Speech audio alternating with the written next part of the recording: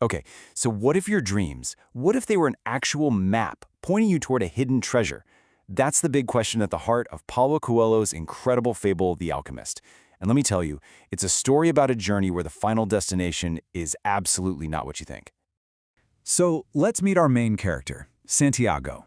He's a simple shepherd, and honestly, he's pretty content with his life.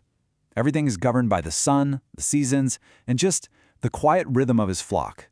He genuinely believes he has everything he could possibly want: his sheep, his books, and the total freedom of the Spanish countryside.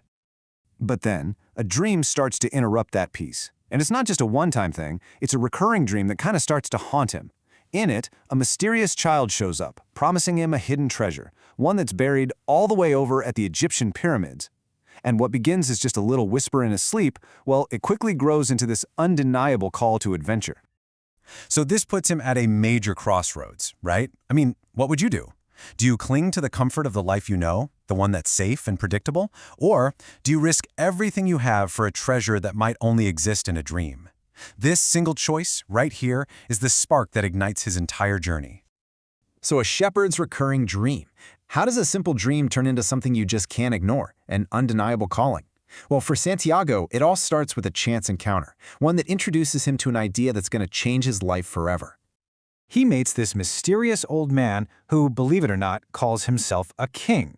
And this king, Melchizedek, introduces him to this incredibly powerful concept, the personal legend. He explains that what Santiago is feeling, it's more than just a dream. It's the unique destiny that every single person is meant to fulfill.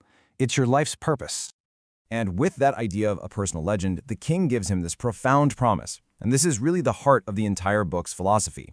He tells him that when you truly want something, the entire universe conspires to help you achieve it. Just let that sink in. He's saying that if you commit to your destiny, the universe itself will literally rearrange things to help you succeed. It's such a powerful idea about your own desire lining up with the destiny of the world. Answering the call. Okay, so armed with this powerful new idea, Santiago does it. He answers the call. He sells his entire flock, and he sets out on his journey. But as he's about to find out the universe's way of helping, well, it often looks a whole lot like a test. I mean, this is the ultimate sacrifice for him. He sells the sheep that were his entire identity, everything he knew. He travels to a new continent, arriving in Tangier just full of hope and excitement, only to be robbed of everything, left totally alone and penniless on his very first day. So this is his first huge test. You have to ask, is this the universe conspiring to help him, or was the king wrong, and this whole journey was just a terrible, terrible mistake? The temptation to give up, to see himself as a victim and just turn back, it's almost overwhelming. The language of omens, but right here, in this moment of total despair, he makes a critical choice. Instead of seeing himself as a victim, he decides to see himself as an adventurer. And that one little shift in perspective, it opens up a whole new way of understanding the world. Not through words, but through signs, through omens. Okay, so to survive, Santiago starts working for a crystal merchant, and this man becomes a kind of living lesson. You see, the merchant also has a dream. He's always wanted to visit Mecca, but he's completely paralyzed by the fear that, well, that if he actually achieves it, he'll have nothing left to live for. He represents the path of monotony and regret.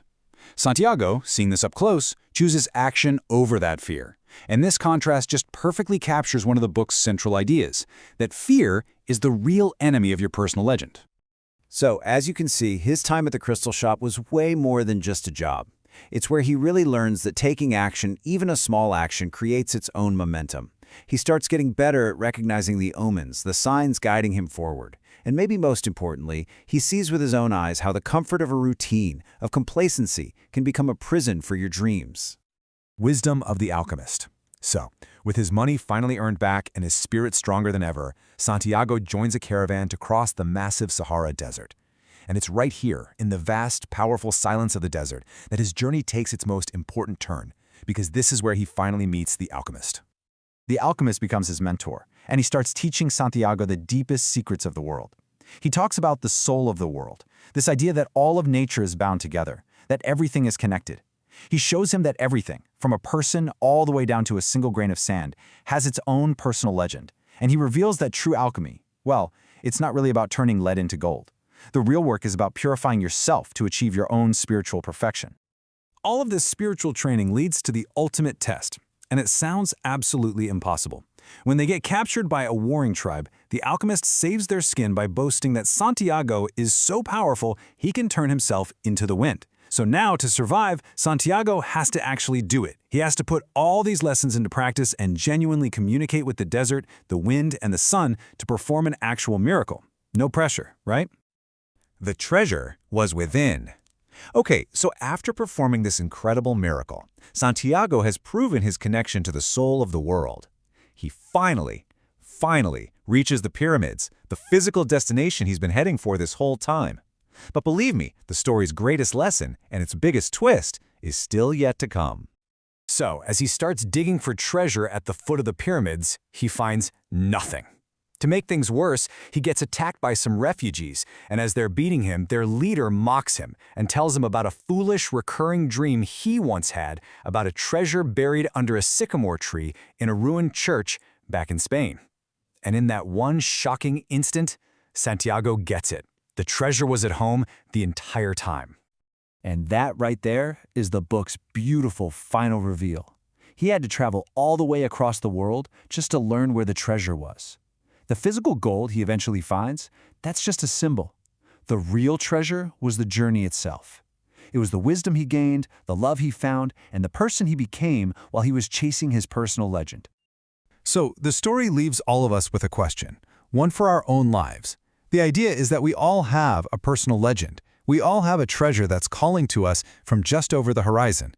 The only real question is, are you listening for the omens? Are you brave enough to begin the journey?